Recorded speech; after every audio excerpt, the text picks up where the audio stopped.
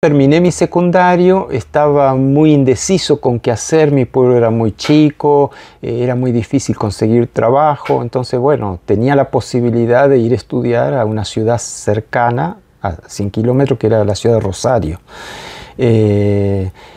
Tampoco sabía bien qué estudiar, aunque mis gustos iban por el lado de la arqueología, la antropología, pero bueno, finalmente por distintos motivos ahí no decidí bien. Y empecé otra carrera más de tipo técnica, más en el área de la ingeniería. Pero bueno, eso fue reviéndose y a lo largo de algunos años sin duda tuve que abandonar eso y ya en ese momento ya estaba con mi señora, ya tenía mi primer hijo, entonces tampoco era tan fácil volver a pensar en la arqueología, antropología, eran como más viable estudiar el profesorado de historia, y así que lo inicié pensando que una vez que me recibía podría trasladarme al sur, a la Patagonia, porque ahí había más posibilidades de trabajo y poder vivir de la docencia, cosa que donde yo estaba, que era el sur de Santa Fe, me iba a ser muy difícil, quizás no hubiese podido. Y así fue como estudié historia. Siempre me gustó mucho la parte de enseñar, por eso cuando yo también elegí ser profesor. Podría haber elegido ser licenciado en historia, pero yo quería dedicarme a la enseñanza, así que bueno, en eso estuve acertado. Unos 3 años antes de jubilarme, empiezo a estudiar en La Plata la carrera de museología. Así que bueno, cuando me fui jubilando, también hice algunas tareas como museólogo, pero mi formación como museólogo se complementa mucho con mi formación de profesor de historia, y se complementa mucho con lo que yo siempre hice en Esquel, que también no fue solo dar clase, sino que yo siempre fabriqué historia, quiero decir, hablé con la gente, busqué documentos, escribí cosas, o sea, siempre me gustó averiguar del pasado de Esquel, porque en definitiva yo era profesor de historia y también tenía que enseñarlo en la escuela, y era una parte de la historia que no se enseñaba, que tampoco estaba en ningún libro, entonces había como que fabricarla, habría que crearla. Entonces siempre estuvimos porque hay muchos colegas, por suerte, en Esquel de mi edad y con los cuales también he trabajado juntos. O sea, hubo como un momento de ese tipo de trabajo y de interés. Entonces yo también me fui formando como historiador, sería. O sea, porque una cosa es ser profesor de historia y otra cosa es ser historiador y otra cosa es ser historizador. El historizador sería más el que cuenta, me parece. Historiador sería el que fabrica la historia, y el profesor de historia es el que la transmite en las escuelas, ¿no? O sea, hay diferencia. Entonces yo quiero decir que yo también me había ido como formando en ser historiador, y se sumó a lo del museólogo. Y también eso te lleva a tener que escribir, y también uno se cuestiona cómo escribe, si lo que escribe llega a la gente o no, o cómo me gusta escribir, o si lo que escribo le sirve al otro, o si me sirve a mí. Y entonces también como empecé como a hacerme esas preguntas de la escritura, y siempre escribí, pero siempre escribía técnicamente, digamos. Y después también con otras compañeras, que la mayoría son docentes, nos juntamos en un taller de escritura y nos coordinaba Nené Guitar, que sabe un montón y que es re agradable trabajar con ella. Así que bueno, ensayaba escritos y cosas, y renegábamos, porque yo escribo muy histórico, muy técnico, y el taller era de escritura literaria, así que bueno, pero a mí me servía mucho. Así que ahora estoy como en un híbrido, estoy como queriendo escribir cosas de historia, pero con un tinte literario, y yo digo, cuando los historiadores me lean me van a echar del gremio, porque bueno, es eso, es como una mezcla. Bueno, y esto que escribí, un último, que mandé un concurso, es un poco eso.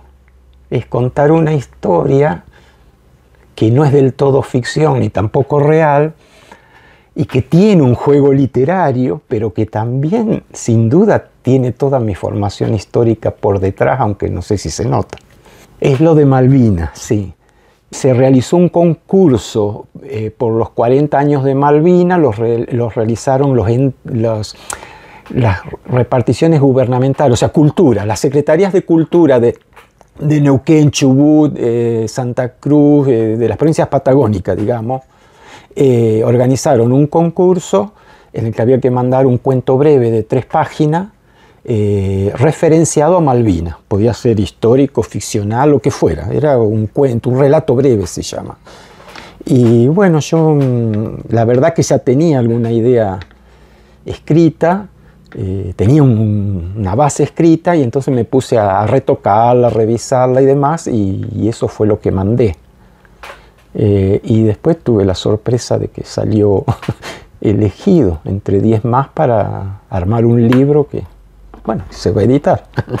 Pero bueno, fue medio sorpresa, aunque yo lo mandé con la expectativa de que eso ocurra. De la vida de la persona, ¿no? Se decíamos con Lelia que uno es como una cebolla con muchas capas, ¿no? Y entonces, bueno, eso, que uno es un montón de cosas a la vez. Es el concepto de identidades. O sea, a mí no me gusta hablar de identidad, sino de identidades. Entonces uno tiene muchas identidades encima. Bueno, tengo todas estas identidades que empezamos a hablar, que es la identidad de ser trabajador, de ser profesor, de ser museólogo, de ser historiador, historizador. Todas esas son distintas capas, pero también está la capa de ser papá, de ser abuelo, de ser esposo, de ser hermano, o sea, todo lo que es como el ámbito familiar. Y bueno, y más capas, ¿no? Hay que seguir buscando. Bueno, la de ser varón o no, digamos, la cuestión de género. ¿Qué más? ¿De dónde vengo? Yo vengo del sur de Santa Fe, de una familia de clase media, digamos, media baja o media media. El haber sido estudiante, el haber podido acceder a un estudio superior, es decir, a ser parte de un proceso de, ¿cómo se dice?, de integración social, de desarrollo social, digamos, bueno. Todo esto es otra identidad, ¿no? Que es la identidad del lugar donde uno nació, dónde estuvo, cómo se crió, en qué generación, en qué momento histórico. Luego venirme a Esquel, o sea, otra capa de la cebolla es que yo hace 35 años que vivo en Esquel, que me siento más esquelense que santafesino y rosarino, que es donde viví antes. Y soy parte de Esquel y de sus problemas y de sus cosas. Es decir, bueno, todas esas capas son identidades que confluyen, que se mezclan en nosotros, y nosotros somos eso sin darnos cuenta. Lo que pasa que como mi profesión y mi trabajo como que me exige pensar y pensarme, entonces me descubro mucho porque tengo que vivir pensándome. ¿Sabes dónde hago mi terapia y mi autorreflexión? Allá en la cocina, porque el cocinar que me lleva tiempo y después lavar los platos también, yo digo en broma, ese es el momento, sí, porque uno está ahí como haciendo otra cosa, entonces piensa y hace planes y se cuestiona, bueno, y descubre estas múltiples identidades que uno tiene, que todos tenemos, y que también los pueblos tienen. Entonces cuando uno hace historias, que pueden ser historias de pueblos, de familias, últimamente estuve trabajando en la historia de unos vecinos de un barrio de Esquel, entonces cuando uno hace historia de grupos, digamos, también tiene que tener en claro que tienen muchísimas identidades conviviendo, ¿no? Entonces desarmar eso y hacer que la gente lo note y que lo trabaje y que lo mastique y que lo piense y que lo asuma, nosotros decimos que se apropie, es una tarea fascinante, es hermoso ayudar al otro a darse cuenta de, Sí, la familia es una de las dimensiones, como decíamos, de las personas y plantea un montón de cosas, ¿no? Porque uno va tomando decisiones y va armando su vida en función de la familia. Yo tengo una familia desde muy joven porque a los 22 años ya me casé con mi señora, tuvimos el primer hijo y después otros, son 4 en total. Nos vinimos a vivir a Esquel, entonces había que armar la familia, hubo que armar el hogar como hogar en sí y también el hogar como casa físicamente, ¿no? Tuvimos que hacer nuestra casa con esfuerzo. Yo trabajaba de albañil los sábados y domingos cuando no iba a la escuela, y bueno, y armar la familia y todo. Entonces uno va haciendo también de su vida profesional y personal lo que puede en función de la familia, como combinando. Entonces a veces hay que renunciar a cosas, pero eso a la vez trae el beneficio de salir adelante con la familia.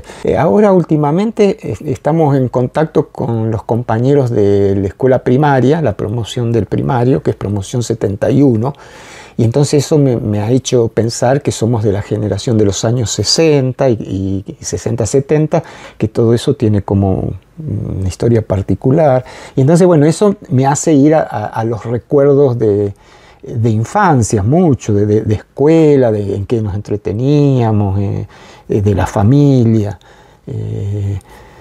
Sí, muchos recuerdos. Los más atrás que tengo, me parece que debo haber tenido, calculo 4 o 5 años, porque no iba a la escuela. Me acuerdo de unas vacaciones en casa de unos tíos, que ese tío era un jefe de estación. Entonces a mí me fascina mucho lo que tiene que ver con las vías, el tren. De hecho, creo que la vida es como trenes, ya lo estuvimos charlando. Trenes que pasan y algunos se detienen, algunos tomamos, otros no. Bueno, pero fíjate vos que en mis 3, 4 años me acuerdo mucho del andén, de la estación, de lo que hacíamos.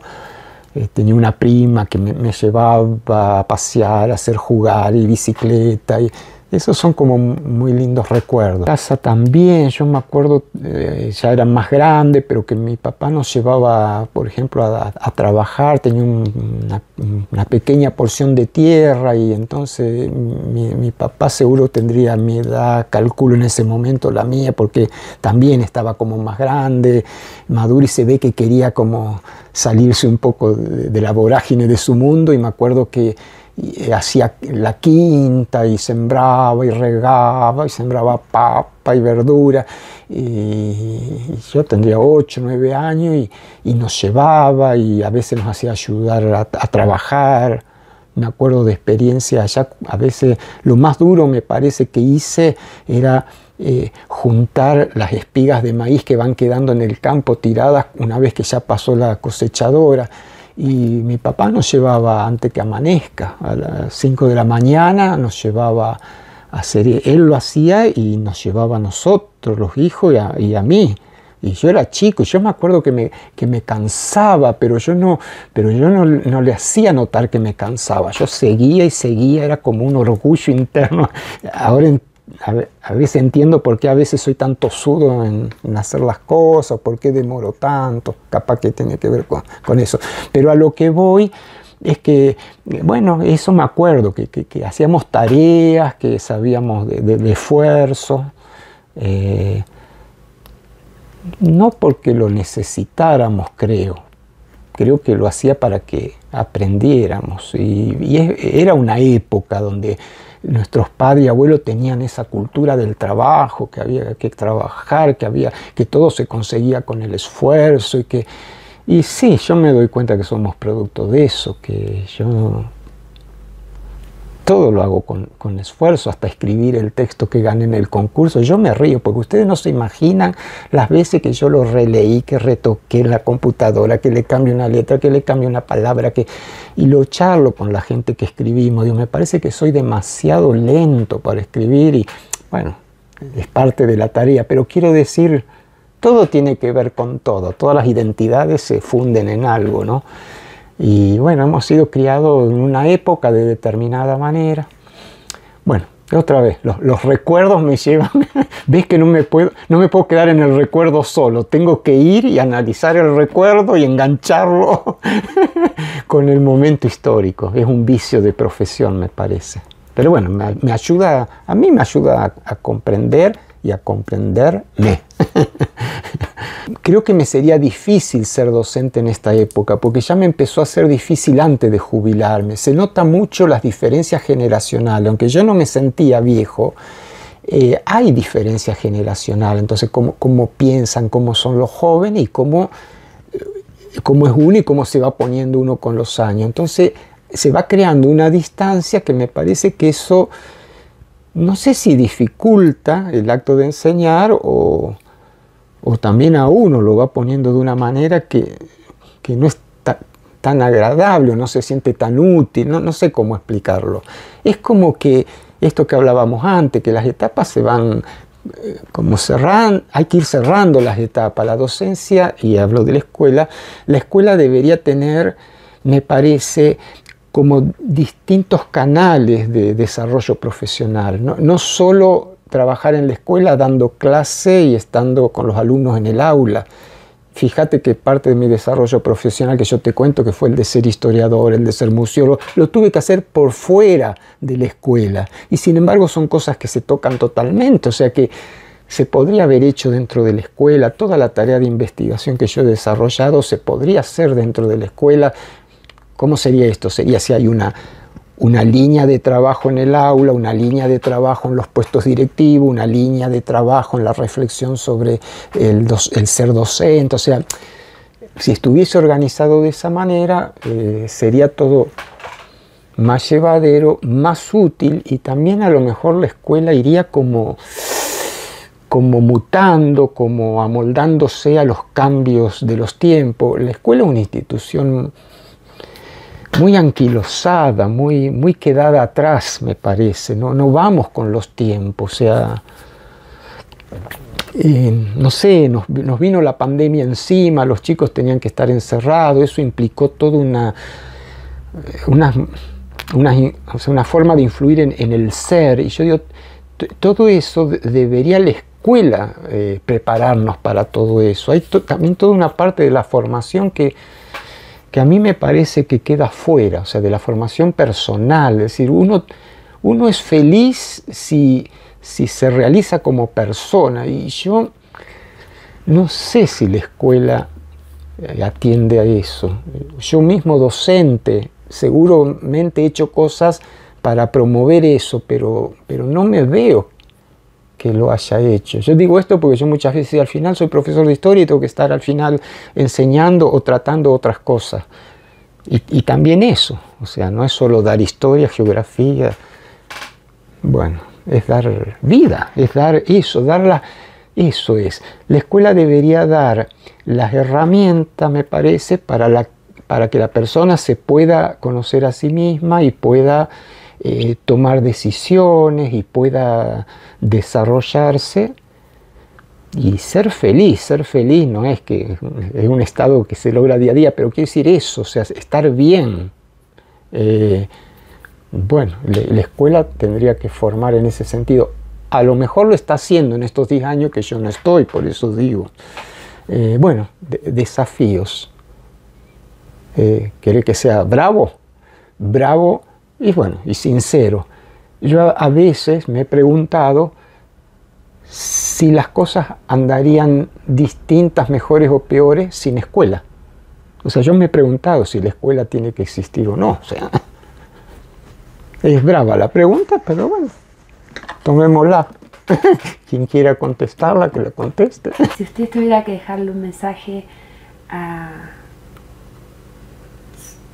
los chicos más jóvenes, a los que se están formando, a los que están en la escuela secundaria, que ya tienen más sentido de la comprensión, a los chicos de los profesorados, a los que están en la universidad, ¿qué mensaje le dejaría? Lógico, siempre uno habla desde lo que uno es, así que sí, esto que hablábamos a lo largo de la charla o hace un momento, me parece que lo importante es